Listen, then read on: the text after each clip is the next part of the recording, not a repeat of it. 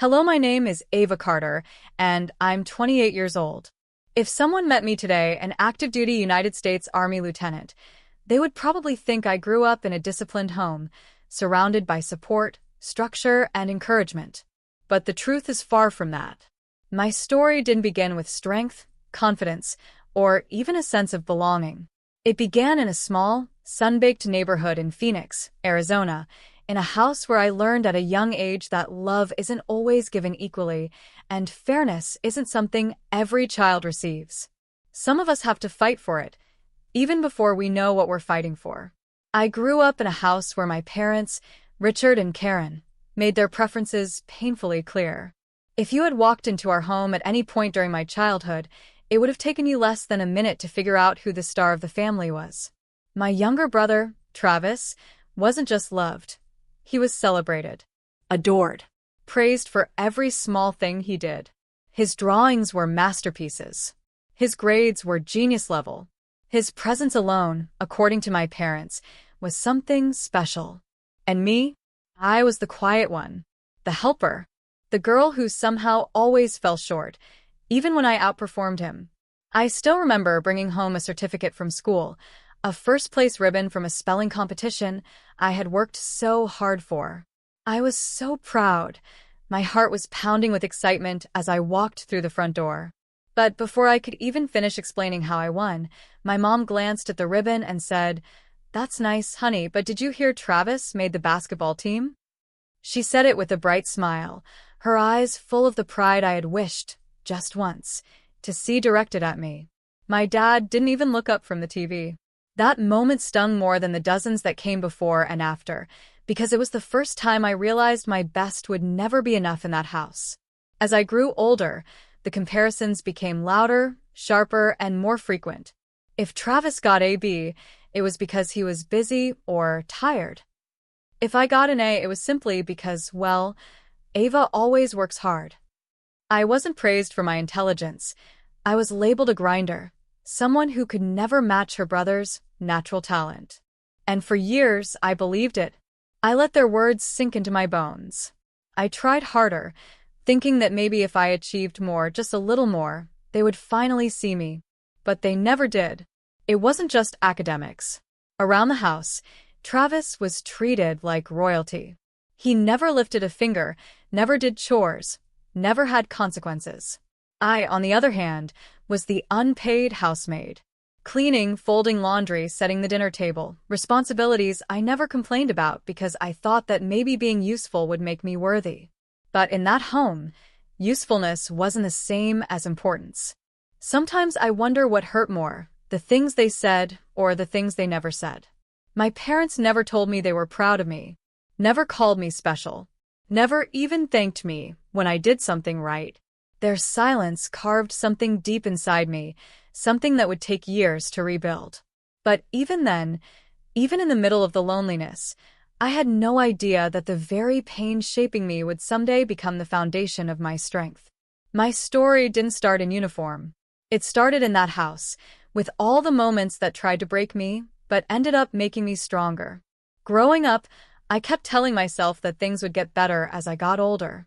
I believed, naively, that once I reached my teenage years, my parents would finally start seeing me as more than just the responsible daughter in the background.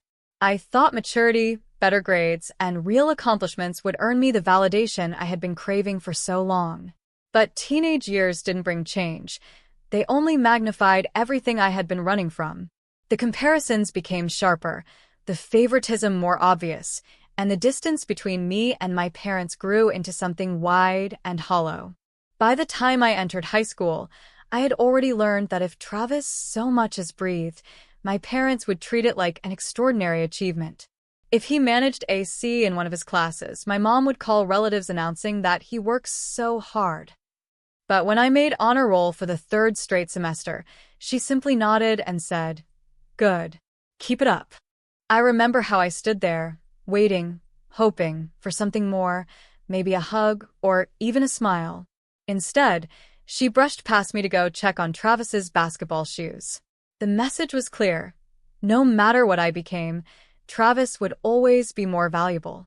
I poured myself into school because it was the one area where I felt alive. I loved learning. I loved the challenge. My teachers praised me, encouraged me, and even pulled me aside to tell me I had the potential to get into an excellent college with a scholarship. For a brief moment, I let myself imagine that dream, leaving home, starting fresh, being somewhere I was finally seen. But every time I brought up college, my parents scoffed. Out of state? Who's paying for that? You're not Travis, my father said once, while my mother rolled her eyes and added, why would you go so far? We need you here. There's always work to do at home.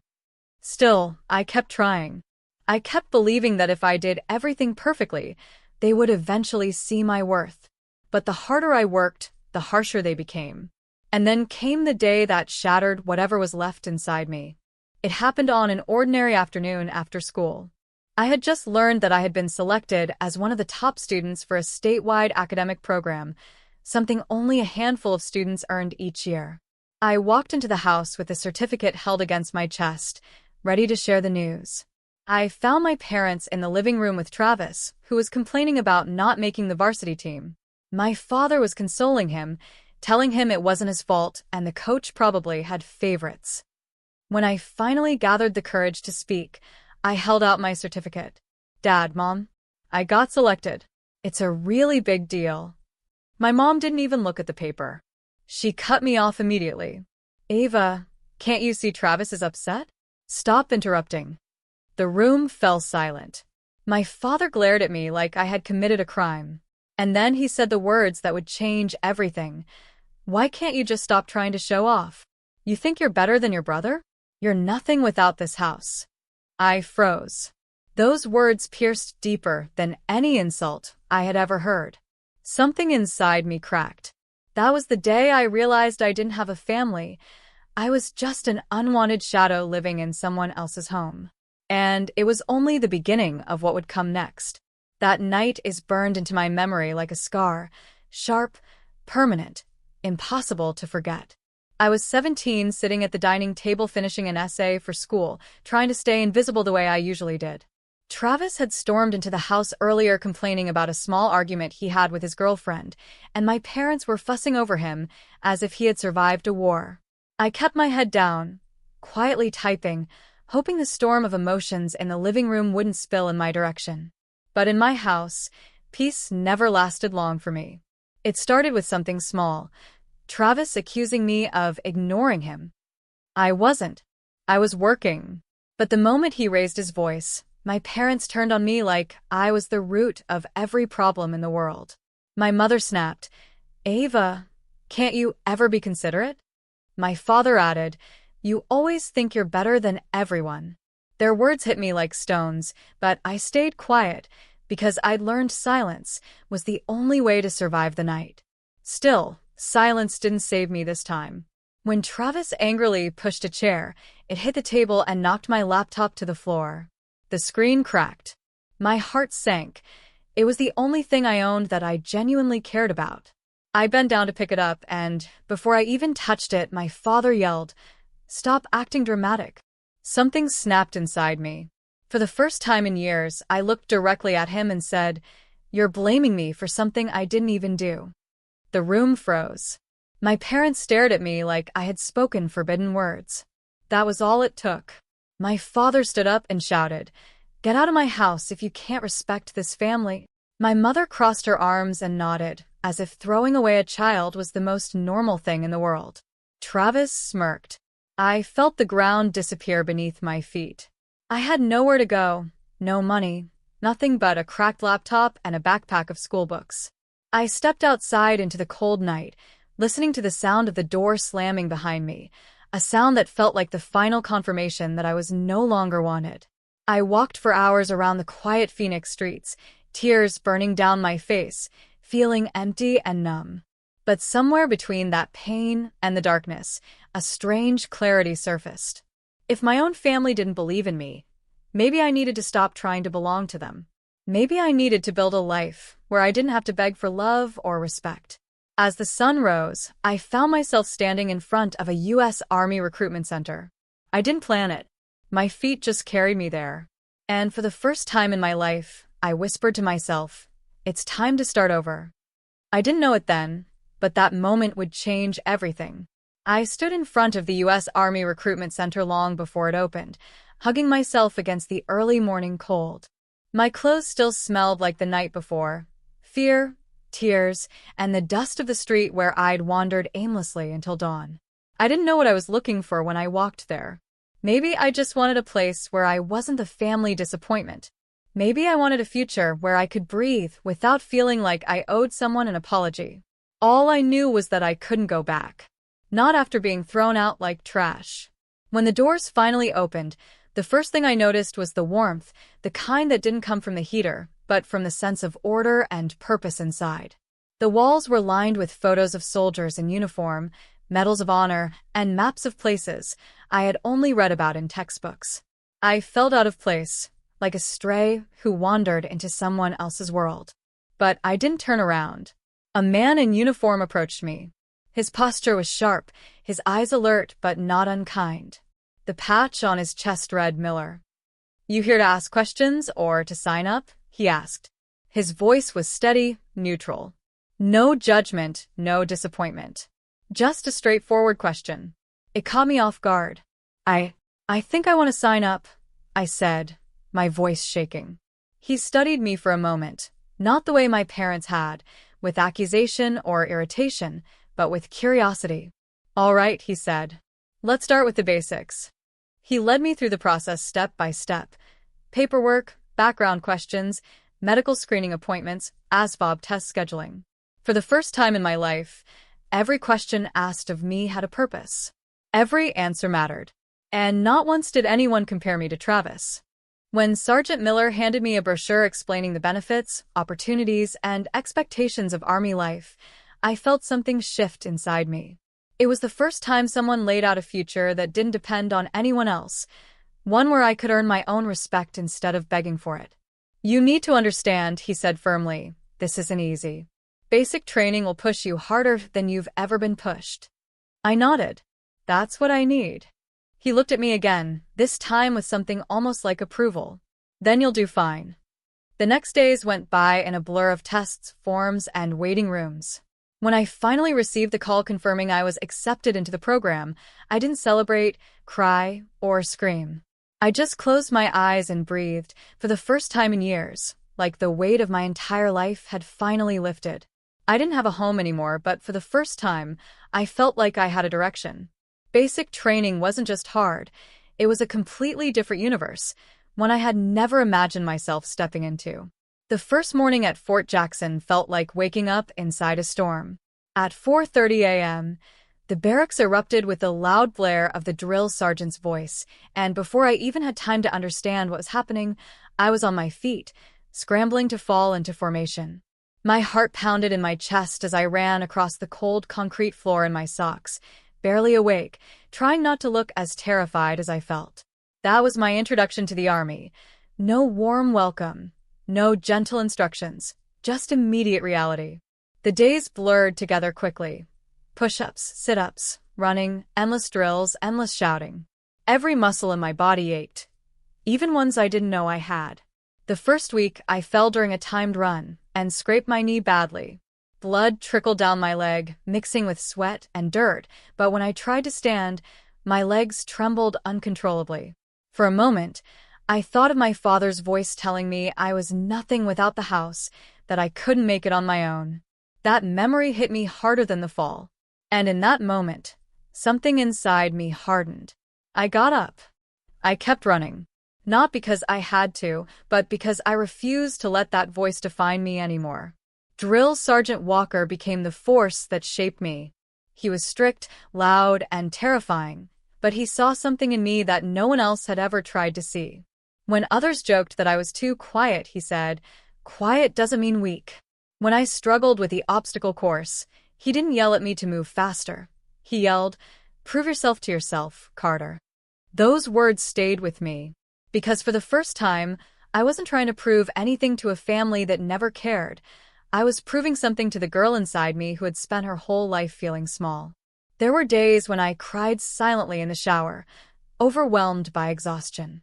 There were nights when my hands shook from how tightly I had gripped my rifle during shooting drills. But there were also moments, small but powerful, when I realized I was growing. The first time I hit a perfect grouping on the firing range. The first time I finished a 5-mile run without stopping. The first time I helped another recruit climb the wall and saw gratitude in her eyes. These victories stitched themselves into my identity, soft threads of strength pulling me back together. My body changed too. My arms grew stronger, my legs faster, my breathing steadier. I began to stand differently, shoulders back, chin up, with a confidence I had never felt before. I didn't recognize the girl who had walked into the training center months earlier. That girl carried fear like a second skin. This new version of me carried determination like armor. By the end of basic training, when I stood in formation at graduation, wearing my uniform with pride and holding my certificate of completion, I realized something monumental. I didn't just survive, I transformed. The Army didn't break me the way my family had. It built me. It gave me a purpose, a direction, and a strength I never knew I had. For the first time in my life, I wasn't the forgotten daughter.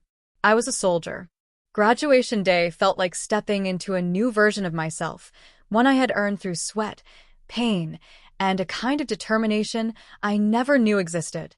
As I stood in formation wearing my neatly pressed uniform, boots polished, so bright they caught the sunlight, I felt an overwhelming sense of clarity. There were hundreds of families cheering in the stands, waving signs, calling out names, crying tears of pride. I had no one there for me, no one waiting to embrace me or tell me they were proud. But strangely, that emptiness didn't break me anymore. Instead, it became a reminder of how far I had come without anyone holding my hand. When my name, Carter, Ava, echoed across the field, I stepped forward to receive my certificate. The commanding officer shook my hand firmly. "Excellent performance," he said. 2 simple words. But to me, they carried the weight of everything I ever wanted to hear and never did. That moment wasn't about proving anything to my parents. It was about proving something to myself. I walked off the stage feeling taller, stronger, untouchable. Training didn't end there, of course. Basic was only the beginning. Over the next few years, I poured myself into every opportunity the Army offered. Advanced individual training, leadership courses, tactical certifications, each one pushed me harder, shaped me further, and taught me more about discipline, responsibility, and resilience. I volunteered for everything: extra drills, night operations, specialized exercises.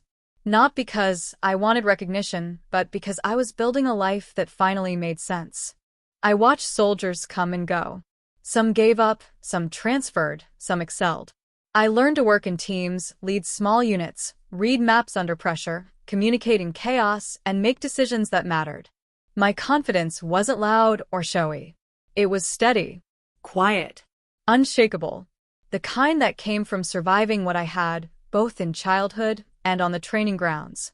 With time, my dedication began to stand out. My superiors noticed how I handled stressful situations and how others naturally followed my lead. I was recommended for the officer candidate school. When I received the acceptance letter, I stared at it for a long time, barely believing that a girl once ignored in her own home was now being considered for a leadership role in the U.S. Army. The training was intense, mentally exhausting, strategically complex, physically demanding in a completely new way. But every challenge built another layer of strength inside me. When I finally graduated and pinned on that insignia, becoming Lieutenant Ava Carter, it felt unreal.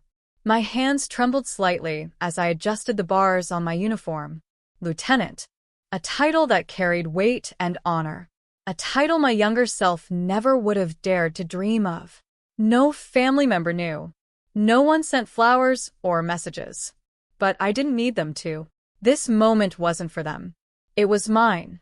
Standing there in my new rank, I felt something powerful settle in my chest, belief. Not just in the soldier I had become, but in the woman I was becoming. I wasn't just surviving anymore. I was rising. Despite everything I had achieved, my family still knew nothing about my life. Not that they ever asked. Months turned into years without a single call from my parents. No texts. No messages. Nothing. It was as if the day they threw me out, they erased me completely from the family picture. I used to think maybe they were worried, maybe they wondered where I was sleeping or how I was surviving. But every now and then, I'd hear bits and pieces from distant relatives or old neighbors. Your mom says you're probably working some small job and trying to get by, or your dad mentioned you still haven't figured your life out. They weren't concerned, they were convinced. Convinced that I had failed, that I was struggling somewhere, that I would eventually come crawling back, begging to be accepted again. It was almost darkly funny to hear how wrong they were. While I was leading soldiers through tactical exercises, running obstacle courses, and building a life I could finally be proud of, my family still pictured me as a helpless girl drifting from one failure to another. They had no idea I wore a uniform. No idea I commanded respect. No idea that I was rising through the ranks faster than most. In their eyes, I was still the same Ava who, according to them, couldn't do anything right. Sometimes I wondered if things would have been different had they known. Would my mother have been proud? Would my father have softened, even a little? But deep down, I already knew the answer. They never saw me for who I was. They only saw who I wasn't. They needed someone to compare their precious Travis to, someone who made him look brighter, stronger, more successful. And for them, I had always been that contrast, the dim light in the corner that made his shine look louder. I didn't resent them anymore. I had outgrown that pain. If anything, their ignorance became my armor. I worked harder, climbed higher, pushed further, not to prove anything to them, but to prove something to myself. I was no longer the unwanted daughter. I was a soldier, a leader, a woman who no longer needed anyone's approval to feel worthy. If my family wanted to believe I was a failure, they could. The truth would hit them soon enough, and it would hit them hard. I found out about my brother's wedding the same way I heard everything else about my family, through someone who wasn't part of it. An old neighbor messaged me on social media and said, "Your brother is getting married next month. Are you going?" I stared at the message for a long moment, not sure how to respond. My family hadn't contacted me for years, yet they were having a huge celebration. And despite everything, a small part of me wondered if maybe this was their attempt to reconnect. Maybe they wanted me there. Maybe they missed me. That fragile hope lasted exactly 2 days, until I finally received a message from my mother. It wasn't an invitation. It was an order. Travis's wedding is next month. We need help. Come early to assist with the work. That was it. No, how are you? No, we'd like you to come. No acknowledgement of the years they had abandoned me. Just an expectation that I'd show up as unpaid labor. For a moment, I considered deleting the message. But something inside me told me to go. Not for them, but to face the part of my life I had left behind. So I took leave from base, packed a simple bag, and flew to Phoenix. The moment I stepped onto the property, nothing had changed. My mother barely greeted me before handing me a list of tasks, setting up the outdoor seating, wiping tables, arranging flowers, ironing linens. My father walked past me twice without even making eye contact. Travis smirked like I was an inconvenience. His fiancée, Emily, introduced herself without bothering to hide her tone. "Nice you could come. We really needed extra hands." Not a guest, not family, just extra hands. For hours, I worked in the Arizona heat, carrying chairs, fixing decorations, and dealing with last-minute demands. Every time I passed a relative, they looked at me with the same pity-filled expression, as if I was the struggling, unsuccessful sister trying to be useful. No one asked where I lived. No one asked what I did. They had already written their version of my story. The humiliation reached its peak when Emily's bridesmaids whispered loudly enough for me to hear. "She looks so lost. Poor thing, she probably doesn't have a real job." Another added, "That's why her mother treats her like that." They laughed. My mother, standing nearby, didn't correct them. She didn't defend me. She simply kept giving orders. Every minute of that day reminded me of exactly why I had left. But what none of them knew, what made it almost bearable, was the truth I carried inside me. They saw a failure, a burden, a girl who never became anything. They had no idea who I really was now. And they were only minutes away from finding out. I was carrying a stack of folded tablecloths across the backyard when I first heard it, a low, distant rumble that didn't belong to wedding music or chatter. At first, I ignored it, assuming it was construction or a delivery truck on the street. But the sound grew louder, deeper, unmistakably authoritative. Something inside me stirred, the kind of instinct the army trains into your bones. I turned toward the front of the house just as conversations around me began to quiet. A few guests looked up from their drinks, frowning in confusion. My mother stepped out of the kitchen with her hands on her hips, annoyed by the sudden commotion. Travis and Emily paused mid-photo, irritation flashing across their faces. And then it appeared. A military Humvee rolled up to the curb, its engine humming with the heavy confidence of a vehicle that didn't need permission to exist anywhere. The front door swung open and two soldiers stepped out, full uniform, crisp boots, clean formation. Their presence alone shifted the atmosphere. Wedding guests straightened instinctively. A hush fell, the kind that only respect or fear can create. My heart thudded inside my chest. I knew exactly who they were here for. Sergeant Miller was the first to step onto the driveway. His eyes swept the crowd before landing directly on me. But he didn't call my name yet. No, protocol mattered. He had to follow procedure. He had to make it official. He marched forward, posture rigid, voice commanding as it carried across the entire backyard. "We are here to escort Lieutenant Ava Carter." A gasp rippled through the crowd. Someone dropped a glass. Emily's mother clutched her pearls. Relatives who had spent the entire morning judging me now stared with their mouths open. I saw Travis blink rapidly as if trying to process the words. My mother's face drained of color, her expression twisting into something between shock and disbelief. My father stood frozen, gripping the back of a chair so tightly his knuckles turned white. Everyone stared at the soldiers, then at me, waiting for the truth to collapse or confirm itself. For a moment, no one moved. I let the silence settle. Let them absorb it. Let them feel the weight of the reality they had refused to imagine. Then I walked, slowly, deliberately, toward the soldiers. Each step felt like reclaiming pieces of myself I had lost in this house. I passed by relatives who lowered their eyes, embarrassed by the way they had spoken to me. I passed by bridesmaids who had pitied me hours earlier. I stopped in front of my parents. My mother's lips trembled, searching for words she had never bothered to say when they mattered.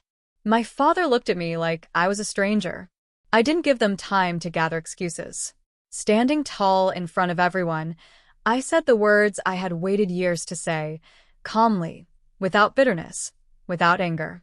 "The day you threw me out," I told them, "was the day my life began." No dramatics. No shouting. Just truth. I turned away before they could respond. Sergeant Miller stepped aside respectfully as I moved forward. "Ma'am," he said with a nod, recognition in his voice. I returned the nod, my chin high, my heart steady. The soldiers opened the Humvee door. I climbed in, the door closing with a firm, satisfying thud that felt like the final chapter sealing itself shut. As the engine roared and the Humvee pulled away, I looked out the window one last time at the place that had never been a home. My parents watched helplessly, their expressions filled with stunned regret. And for the first time, I didn't feel invisible.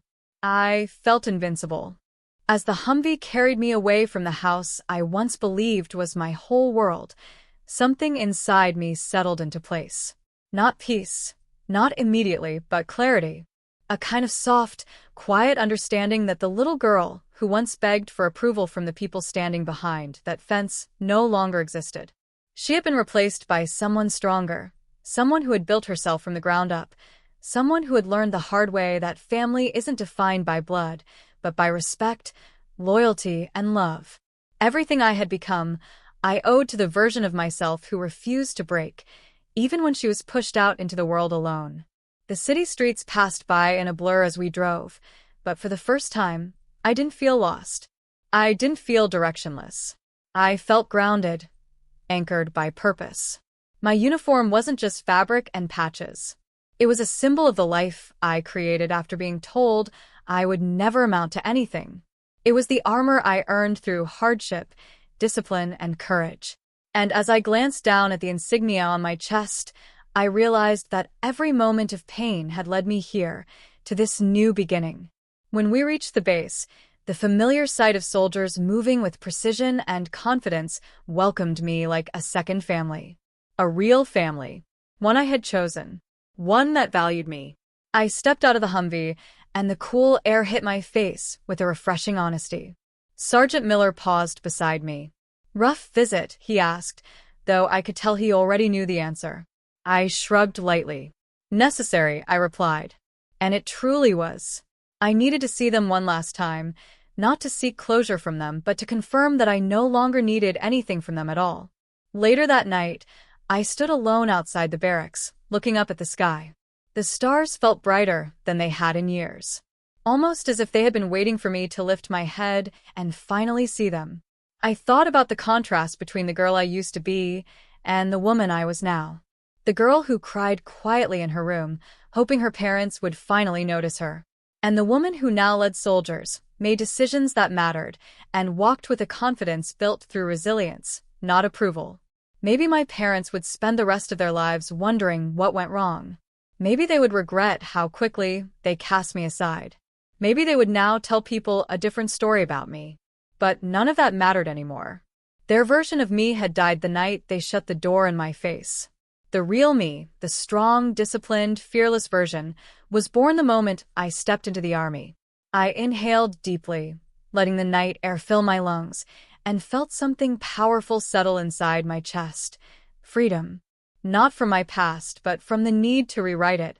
My life wasn't defined by where I came from, but by where I was headed. And I was just getting started. Thank you for listening to this story. If you enjoyed it and want to hear more powerful and emotional journeys like this, please take a moment to like the video, share your thoughts in the comments, and subscribe to the channel for new stories every day. Your support helps this channel grow and allows me to bring you even more inspiring content. Stay connected, stay strong, and I'll see you in the next story.